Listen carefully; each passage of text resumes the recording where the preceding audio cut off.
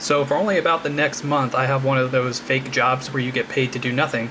So I've been reading books, and I just read The Hacker Crackdown by Bruce Sterling.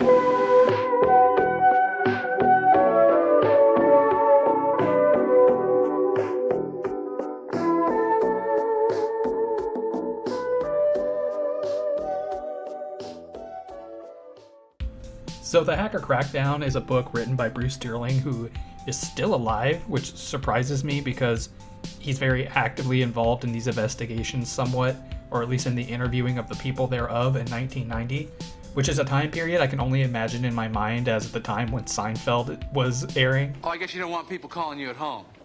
No. Well, now you know how I feel. The first half of the book goes over a lot of the actual technology that we'll be encountering throughout this book. So like phone lines, how the internet works in this time period. This is actually the second time I found out that Alexander Graham Bell was into eugenics. So, if you've heard it twice, then it's probably a true fact. At first, a lot of the organizations involved were federal security organizations like the FBI and the Secret Service. But a lot of organizations also come up in defense of these hackers, claiming, is what they're doing even a crime? And if so, what is state lines in the context of the digital world? And do they have jurisdiction to prosecute you? Do they have to go through your local law enforcement, sheriff's office, county, police, what have you?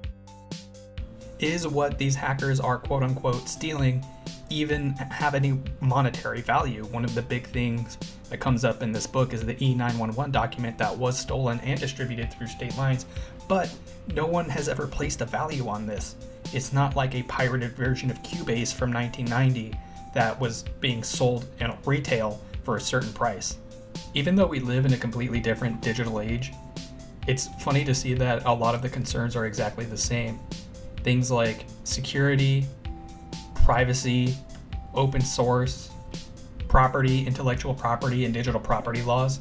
So it's all the same thing. And, these problems, I guess, never get solved because they're the same problems that we're dealing with today. Why do you need to install updates? What updates? Some more fucking spyware so the NSA can keep watching what I'm doing? The point of this isn't supposed to be any, literary review, nor is it supposed to be like a spoiler because all this stuff happened in the past. But, I have a lot of free times on my hands these days, and if you could ever pick this up for $2.10 at a GoodWill in Oklahoma City, I recommend it.